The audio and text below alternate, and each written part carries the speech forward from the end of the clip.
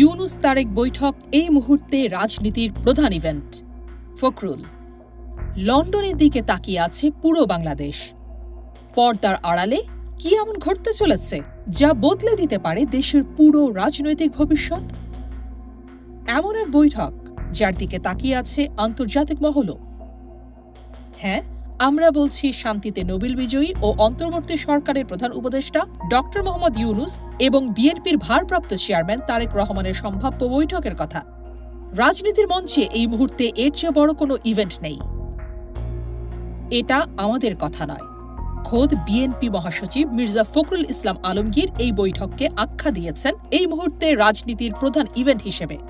আজ সকালে গুলশানে সাংবাদিকদের মুখোমুখি হয়ে তিনি যে বিস্ফোরণ ঘটিয়েছেন তাতে তোলপাড় শুরু হয়েছে রাজনৈতিক অঙ্গনে। তিনি বলছেন, এই বৈঠকের গুরুত্ব এতটাই যে যার মাধ্যমে সমাধান হয়ে যেতে পারে বহুদিনের জমে থাকা অনেক সমস্যার।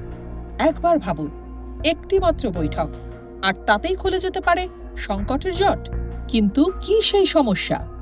সেই মূল সংকটটি হল আগামী নির্বাচনের তারিখ, যে ইস্যু নিয়ে পুরো দেশ এক ধরনের অনিশ্চয়তার মধ্যে আছে।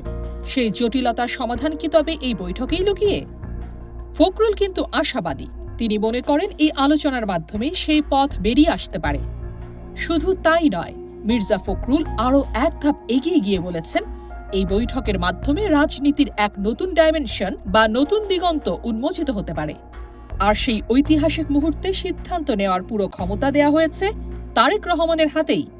বিএনপি তাকে দিয়েছে সম্পূর্ণ এখতিয়ার।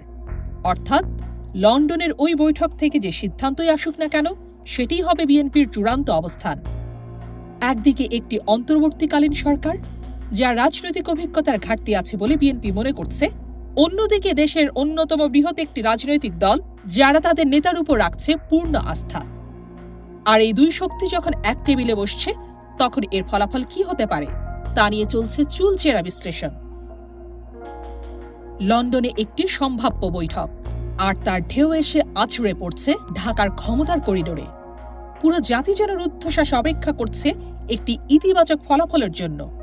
এই বৈঠক কি পারবে সংকট থেকে উত্তরণের পথ দেখাতে, নাকি জন্ম দেবে নতুন কোনো বিতর্কের?